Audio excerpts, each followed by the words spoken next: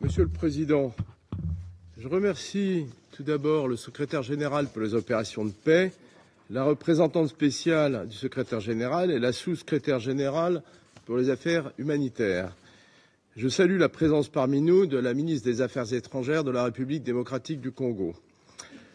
Le Conseil de sécurité se réunit aujourd'hui en raison de la détérioration rapide de la situation dans le Nord Kivu, en République démocratique du Congo, de la prise de Saké et de l'encerclement de Goma par le M23, permis par le soutien actif des forces de défense du Rwanda. La situation est grave et ce Conseil doit en prendre la mesure. La France réaffirme sa solidarité envers la République démocratique du Congo et son attachement indéfectible à son intégrité territoriale et à sa souveraineté. Elle exprime sa très vive préoccupation quant à la dangereuse escalade du conflit dans le Nord Kivu, autour de Goma. Elle condamne fermement l'offensive en cours, conduite par le M23, activement soutenue par le Rwanda. La présence en République démocratique du Congo d'une force militaire étrangère contre la volonté de l'État congolais est une violation claire de la Charte des Nations unies. Cette offensive, comme le soutien aux groupes armés par toutes les parties, fait porter un risque majeur sur la sécurité des populations civiles et conduit actuellement au déplacement de dizaines de milliers de civils. Le M23 doit cesser immédiatement son offensive et se retirer des territoires dont il a pris le contrôle. La France appelle instamment à un retour au cessez-le-feu et une reprise du dialogue. Il n'y a pas d'issue militaire au conflit.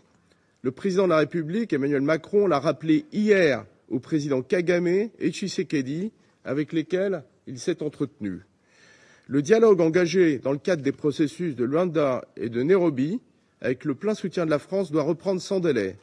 Un processus politique doit redémarrer. La France est prête à l'appuyer. La force n'est pas une option.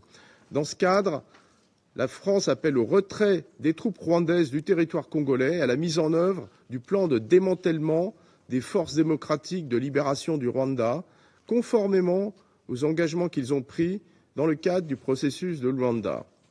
Enfin, la France exprime tout son soutien à la MONUSCO, qui joue un rôle indispensable pour la protection des civils et dont le mandat a été renouvelé à l'unanimité le 20 décembre dernier.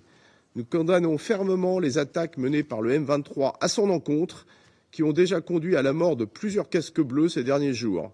Nous rappelons que les attaques contre les casques bleus sont susceptibles de constituer des crimes de guerre. Nous saluons le courage des soldats déployés dans le cadre de la MONUSCO et nous exprimons nos condoléances aux familles de ceux ayant fait le sacrifice ultime, ainsi qu'à l'Afrique du Sud, à l'Uruguay et au Malawi. La France condamne également toutes les mesures qui entravent la capacité de la MONUSCO à mener à bien son mandat, en particulier le déploiement de systèmes de missiles sol-air et de brouillage des signaux GPS dans les zones contrôlées par le M23, avec le soutien direct des forces de défense rwandaises. Monsieur le Président, les réactions de la communauté internationale doivent être à la mesure des conséquences humanitaires et politiques que provoque l'offensive en cours du M23, soutenue par les forces de défense du Rwanda. La France appelle l'ensemble du Conseil de sécurité à se mobiliser et à condamner d'une même voix cette menace grave à la paix et à la sécurité régionale et internationale, comme le secrétaire général des Nations unies l'a à nouveau fait ce matin dans des termes très clairs. Je vous remercie.